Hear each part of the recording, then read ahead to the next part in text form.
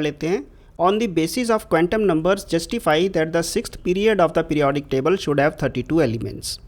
छठे पीरियड की बात हो रही है और मैं किसी भी पीरियड की अगर बात करूं, चाहे वो सेकंड हो, चाहे थर्ड हो, चाहे सेवन्थ हो, कोई भी पीरियड हो, उसका जो स्टार्टिंग होता है वो हमेशा एस से होगा। 3s 7s वो हमेशा एस से स्टार्ट होता है और जाके फिनिश होता है जाके उसी पीरियड के नंबर से 2p6, 3p6 और 7p6। ये आपको एक बात मन में बिठा लेनी चाहिए कि उसका जो कॉन्फ़िगरेशन है S1 से शुरू होता है और P6 पे जाके फिनिश होता है। अब S और P के बीच में जितने भी ऑर्बिटल भरते हैं वो डिटरमिन करता है कि उस वाले पीरियड में टोटल नंबर ऑफ़ एलिमेंट्स कितने आएंगे। ये अगर आपको बात क्लियर है तो अब मुझे सिर्फ ये बताना है कि 6s1 और 6p6 के बीच में कितने ऑर्बिटल टोटल आएंगे, ये मुझे बताना है। तो इसको चलिए हम लिखते हैं इसको कि the orbital they will start filling at 6s1 and they will continue till 6p6। ये जो मुद्दा मैंने आपको बताया है ये आपके कई प्रॉब्लम्स को सॉल्व करेगा। इसको हमेशा माइंड में रखिएगा, इसको याद रखिएगा। तो अब अगर मैं ऑफ बाउ चार्ट का इस्तेमाल करूं तो 6s और 6p के बीच में मुझे पता चलेगा कि 4f और 5d भी भरेंगे।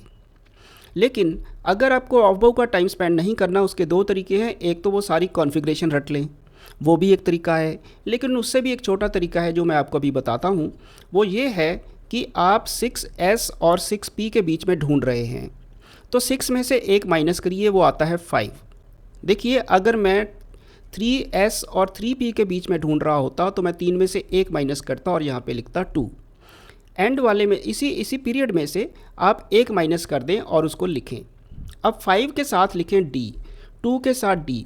अगर 5d एग्जिस्ट करता है तो इस लिस्ट में आप 5d को इंक्लूड कर लें। यहाँ 2d एग्जिस्ट नहीं करता तो यहाँ पे ये नहीं आएगा। और अब 5d एग्जिस्ट कर रहा है तो आप चेक कर लें, 5 में से एक निकालें 4, क्या 4f एग्जिस्ट करता है? अगर 4f एग्जिस्ट करता है तो आपको उसको भी इस लिस्ट में लिख लेना है।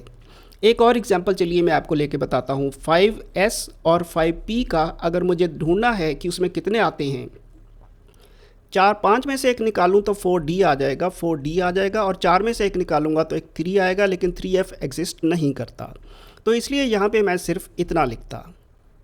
ये अगर आपको बात क्लियर है तो ये प्रॉब्लम आपकी एकदम सॉल्व हो जाएगी। इस वीडियो को थोड़ा दोबारा देख लीजिएगा, आपको ये प्रॉब्लम क्लियर हो जाएगी जो मैंने कहने की कोशिश करी है। तो इस वाले केस में 6s और 6p की बात कर रहा हूँ। 6s और 6p के बीच में 4f और 5d को भी भरना है। तो टोटल नंबर ऑफ़ ऑर्बिटल्स अगर मैं यहाँ पे काउंट करूँ तो s का 1 होता है, f के 7 होते हैं, d के 5 होते हैं और p के 3 होते हैं। ये सारे मैंने यहाँ पे एक एक करके लिख लिया और इनका टोटल आ गया 16। अब मैं पॉलिस प्रिंसिपल की बात करूँगा। By Pauli's principle each orbital can have a maximum of 2 electrons. ये हमें पता है कि उनको इकट्ठी स्पिन वाले दो एक में नहीं हो सकते, तो ये पॉली प्रिंसिपल के हिसाब से मैक्सिमम नंबर ऑफ़ 2 होंगे। तो ए अगर 16 ऑर्बिटल्स हैं तो इनमें मेरे पास 32 इलेक्ट्रॉन्स भर सकते हैं। Total number of electrons is 32। अब जितने इलेक्ट्रॉन मैं भर सकता हूँ उतने ही वहाँ पे एलिमेंट एडजस्ट हो सकते हैं, which justifies that the sixth period can have 32 elements. ये क्वेश्चन आपको इस तरह करना है। और अगर मेरे वीडियो वगैरह ये पसंद आते हैं तो चैनल को सब्सक्राइब, लाइक, डिसलाइक कुछ ना कुछ इसका ज़रूर करें, उससे मुझे बहुत फ़ायदा होता है। Thank you.